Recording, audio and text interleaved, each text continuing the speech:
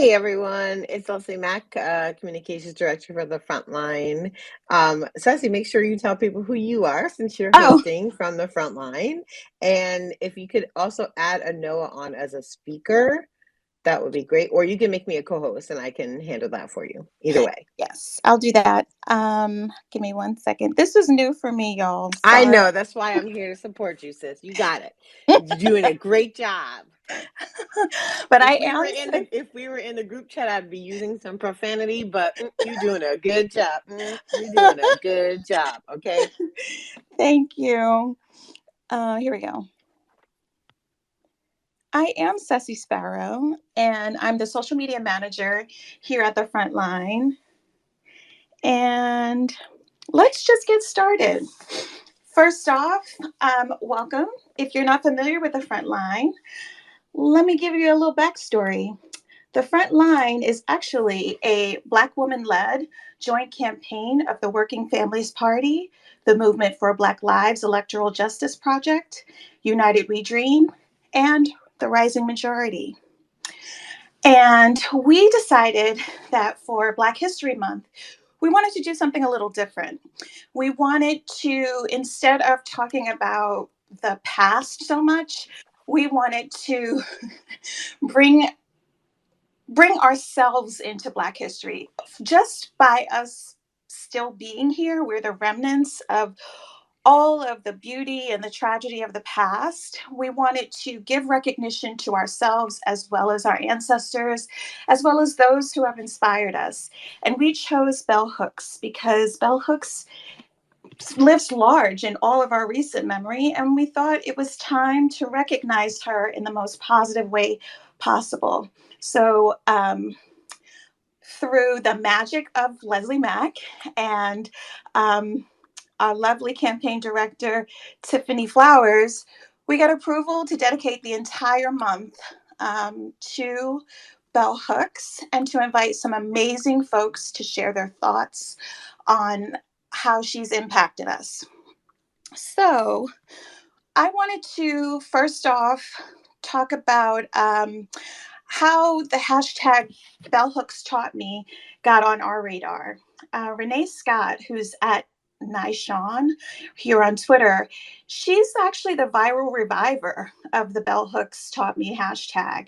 She issued a call to action upon Bell Hooks' death in December, and it got tremendous response. So we want to send some gratitude out to her for inspiring the Twitter community to share and express the impact of Bell Hooks on all our lives. And Noah, are you with us? Because I saw her in here and now I don't see She her. is with us. She's coming right back in. She wasn't on the app. She just was on her phone. So she'll be back in just a second. So just give me that little update. But she'll be here in just a second. But maybe we can just do a quick preview while we're waiting for Noah to jump in about what we have planned for these Twitter spaces over the rest of the month, because pretty exciting stuff. So I can do that if you prefer, whichever. You can do that. Okay, cool. So today, obviously, we have Anoa joining us to talk about love in media. Really excited for this conversation. And this is going to be every Thursday at 3 p.m. We also, on the 10th of February, so next week, we're going to have the amazing Clarkeisha Kent, who is going to join us to talk about love and entertainment. The following week, on the 17th, we have Bridget Todd, podcaster, tech goddess extraordinaire, joining us to talk about love in tech. And then we close out the month on the 24th with Dr. Stella Saffo and our good friend Vilissa Thompson, who are going to talk to us about love in healthcare. So we have a stellar lineup of folks that are going to be joining us for these Twitter spaces, and I'm really excited about it. This is the Frontline's very first Twitter space ever, and I'm super excited to be here. I'm mostly going to be on the back end because this is Ceci's show, and I know it's on stage now, so I'll be quiet and I'll turn it back over to you, Ceci. Thank you, thank you, thank you. Welcome, Anoa Changa. Please, please, please step up to the mic and introduce yourself. Thank you. Thank you all so much for having me this afternoon. This is like amazing to be helping you kick off this event. My name is Anoa Changa. I am a retired attorney, mom of two amazing, well, mostly amazing, growing young adult humans. And I am currently a journalist based in the South. And talking about bell hooks and love in the media is like pretty exciting. I do apologize for the slight delay on my part. I over a year ago got rid of a bunch of apps on my phone, and so I don't usually use the Twitter app. But I am honored to download it and log in properly to be here and conversing with y'all today. Um, I mean, this is really a fitting topic. Kicking off Black History Month, there's so much going on, so I will kick it back over for us to start this conversation. Thank you, thank you, thank you so much. Well, we're going to get started, and I think we're going to start with a bell hooks quote. Bell hooks said, "Love is a combination of care, commitment, knowledge, responsibility, respect, and trust." And I kind of thought this was an appropriate quote to apply to love in media because you would think that that's what we expect of the media. So, what we're going to do before I switch it back over to Anoa for the first question, I want to encourage everyone in our audience. You can request to come up on the stage and interact with us. This is an interactive event, this is not a lecture. And you can just do the request through the app on your phone. Unfortunately, if you're listening on the computer or on the iPad, Twitter Spaces isn't that advanced yet. So you can only, I think, request on your phone. Um, so, Anoa, when did you first become aware of bell hooks and how has her work influenced yours? I mean, this is a wild question for me, just like ideas about when did you get radical or go into movement. Like growing up, there are bell hooks books like around. Between my mother and my father, I mean, and then through my own like college experience having to read. But I feel like for me, like really in college and grad school, right? Like is when my own like actual exploration began. And just even in later years, now that my oldest is 20 and in college, and some of what they've begun to explore at school, like kind of had me revisit, once you're so far removed sometimes from undergrad and grad coursework, amazing essays and books that were so pivotal to the development. When you're doing your day to day, you may not revisit them as often. So I've actually been pleased to be able to kind of engage again as my daughter grew older and began her own exploration into topics and issues. Yes, we've been hearing that a lot about how some folks were fortunate enough to learn bell hooks's work while they were still in university. I wasn't that fortunate, and maybe that's because I'm old. I don't know, or maybe it's because my school just didn't roll like that. And I did come to know her later in life when I actually, I think, needed her teachings more, but I just wasn't ready for what she had to say, so I had to put her down for a little bit and then revisit her work later on when I was ready to accept the messages. And I think that applies to all of the folks we learn about. Um, so Bell Hooks talked a lot about love in her work. What do you Hmm. think the role of love is in media, and is there one? Yeah, like in preparing for this conversation, I was rereading Love as the Practice of Freedom, which is an essay Bell Hooks wrote. And part of it, when thinking about how she describes love and comparing the way Malcolm X and Martin Luther King talked about love, right, earlier on in the essay, and just like how both talked about like love as a radical like self practice, like loving ourselves as Black people, loving each other as Black people, but she compared like how Martin Luther King would talk a little bit more about like loving our enemies and making sure no matter what. And I think when we talk about love in media, and particularly I do a lot of coverage of like politics and electoral issues, there's so much of that expectation, not just that we love our quote unquote enemy, but when we're thinking about this system and the way white supremacy, reigns supreme across so much, we're thinking about a lot of ways we're being sent messages that we need to love and be patient with white supremacy as it's decimating our communities, right? And so when I'm thinking about like, kind of love as this practice of freedom and this as a radical act, and how when we're talking about media, I appreciate a lot of folks who have helped mentor me as when I transitioned to journalism. And there's this thing we call movement journalism that looks at approaches to journalism that are rooted and centered in directly impacted communities and movements themselves, and not just simply the kind of voyeuristic coverage that we happen in Black History Month or when something major happens, right?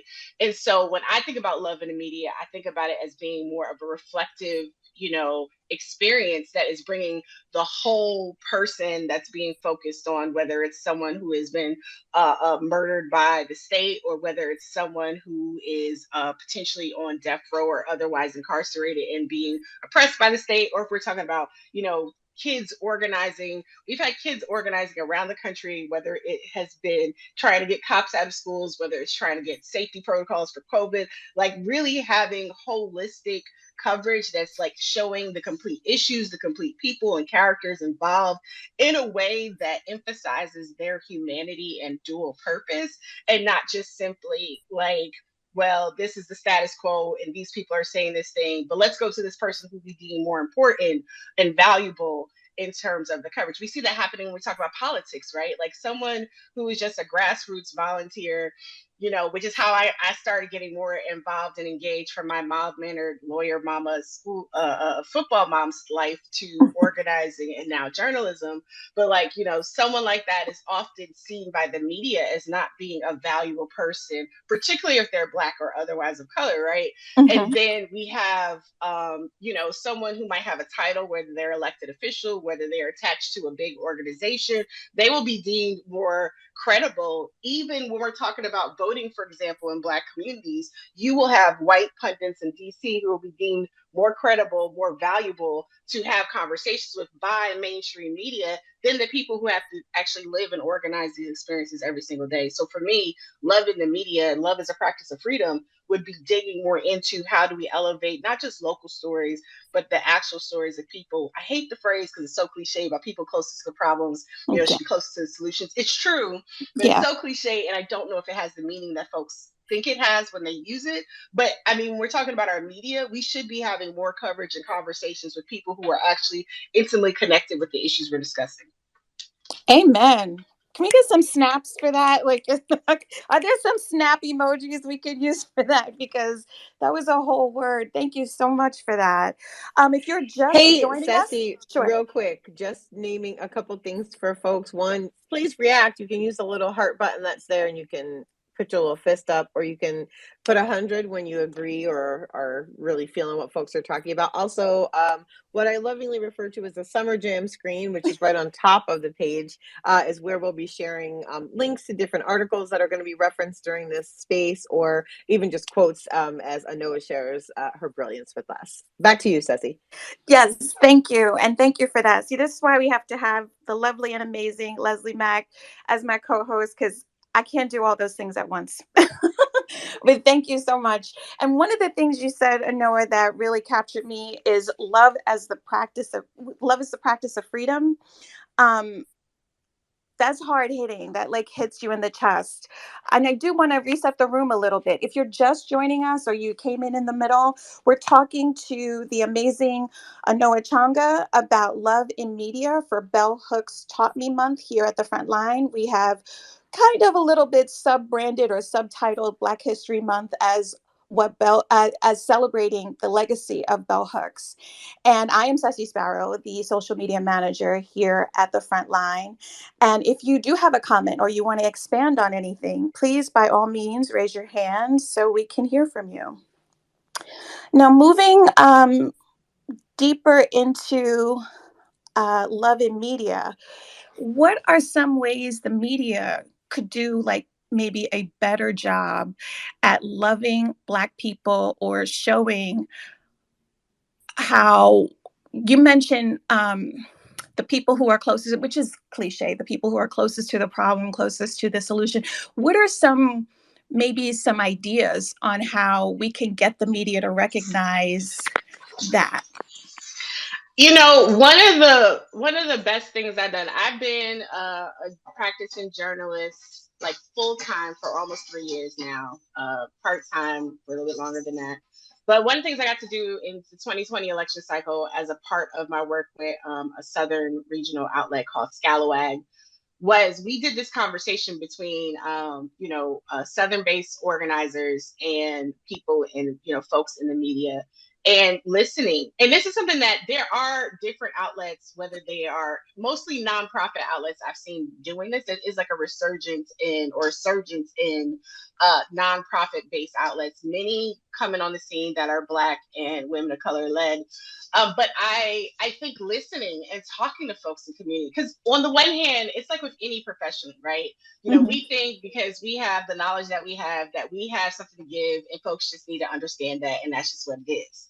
While there is a lot that folks in journalism spaces, folks who, are professional organizers, folks who do this work around democracy and voting rights, while there's a lot that we can teach and share, there's a lot that we still can learn and understand too. So I think, listening to understand and not simply listening to respond is crucial, right? Yes.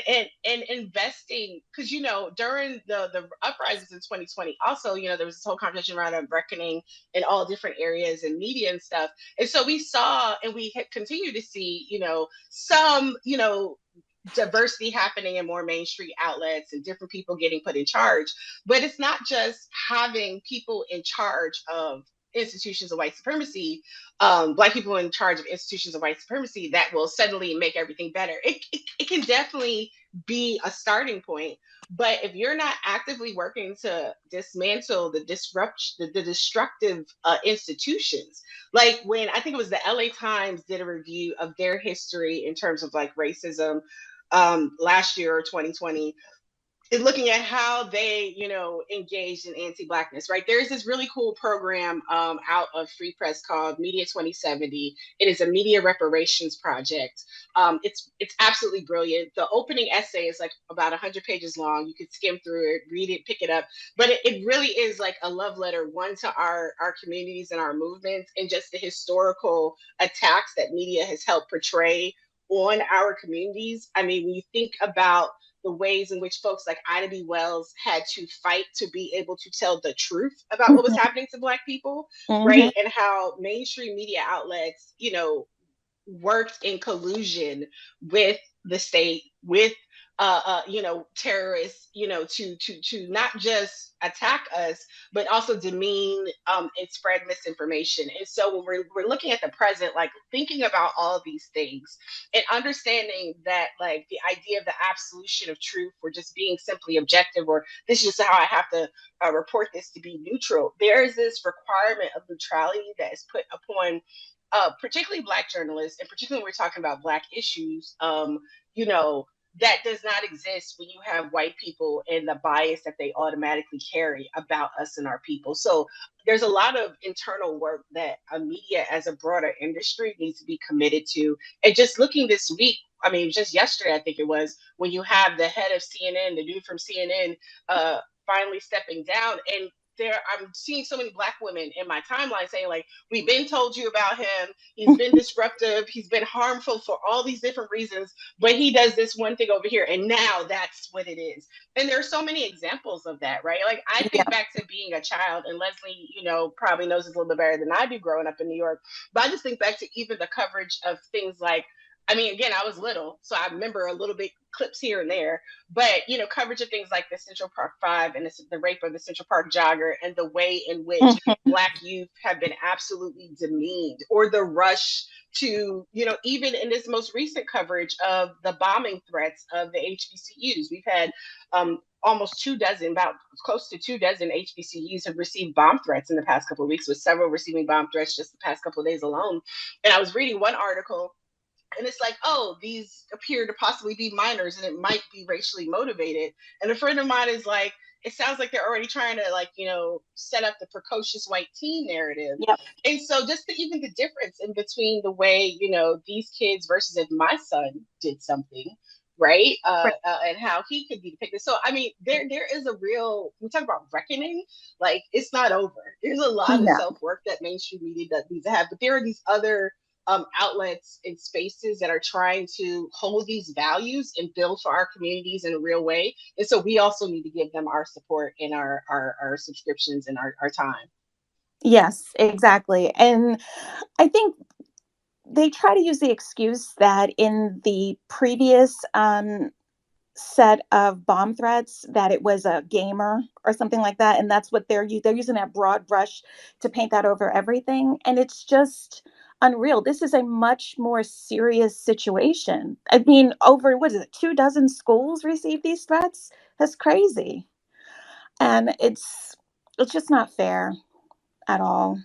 We do need, well, I don't even know if it's even on us at this point. I mean, Black people always have to like demand better treatment. Like, shouldn't it be on them to just realize what they're doing is just not effective?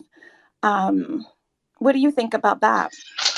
So I think it's a both and situation, right? Like I think it's the same thing when like black folks would say to white candidates in particular, like, well, what are you gonna do for us? What's your agenda? I don't want none of these people deciding for me and mine what needs to be done, right? Like we need to, when we think about what we're worth, what we're valued, and what we need to not just survive but thrive, right? Across the Mhm. board. When we're talking about like I always get excited when I see clips of like youth protesters, whether they shutting down around environmental justice, whether it's cops in schools, like whatever it is, like it makes me so excited because I just feel like when we're talking about media and love in the media, like social media and how we're be able to disseminate, like kids today, young people, organizers, folks today have so much more ability to help create and generate their own media than ever before, right? And Right. so I think that we need to set the stage and make the demand and spell it out very clearly, because when we leave it to people who have contributed to our oppression or who have benefited otherwise from our subjugation,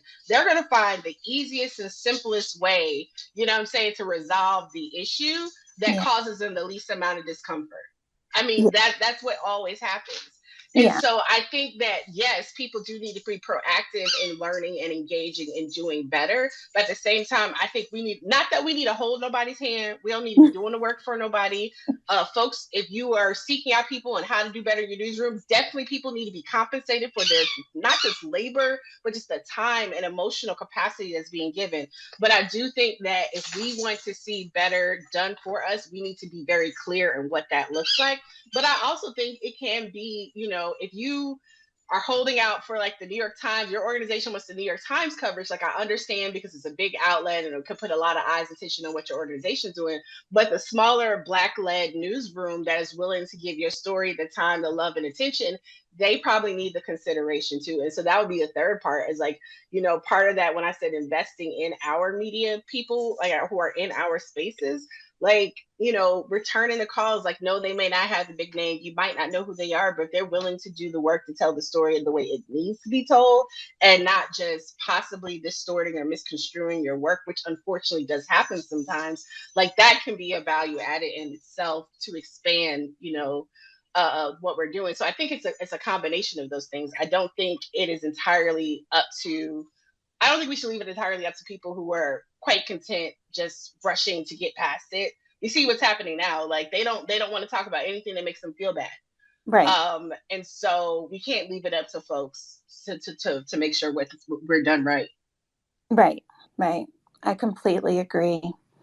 Thank you so much, Anoa. This has been an incredible conversation. I appreciate the gift of you. And if anyone has a comment or wants to expand on any of the points, please do. We have, let's see, was it about 7 or 8 tweets up on the Summer Jam stage? If anybody wants to react, um, I invite everyone to join us tonight live right here on Twitter, also on Facebook and YouTube for our official kickoff event. We will be joined by our campaign director, Tiffany Flowers, Leslie Mack, our good friend, Chris Love. We're going to be talking about all the fun events that we have in store for Black History Month 2022, celebrating the legacy of our newest ancestor, Bell Hooks. And we hope to see you there. You can follow us here on Twitter at We Join Frontline. Everywhere else, We Join the Frontline. And also, every Thursday at 3 p.m. Eastern, we are going to be here on Twitter Spaces talking about love in entertainment, love in tech, and love in healthcare, as Leslie mentioned earlier in our session. Thank you once again for joining us, and we'll see you guys next week. Oh, Bye. before we go, Anoa, can you let everybody know where they can follow you and where they can support your amazing writing and work? Oh, absolutely. I mean, you definitely need to go check out. We will be launching soon, so you definitely need to check out the As the South Boat series and all the amazing coverage that's done by Scalawag magazine. Also, I am currently on staff at News One as the weekend editor, so you can come find me at News One, and you can find me on social media at the Way with Anoa, ANOA, on both Twitter and Instagram.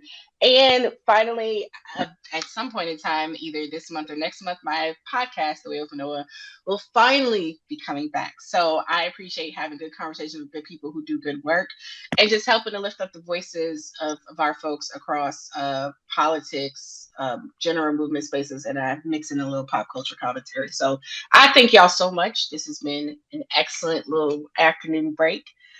This was fun. Thank you. Thank you. Thank you once again. And thank you, everyone, for joining us. Catch y'all later.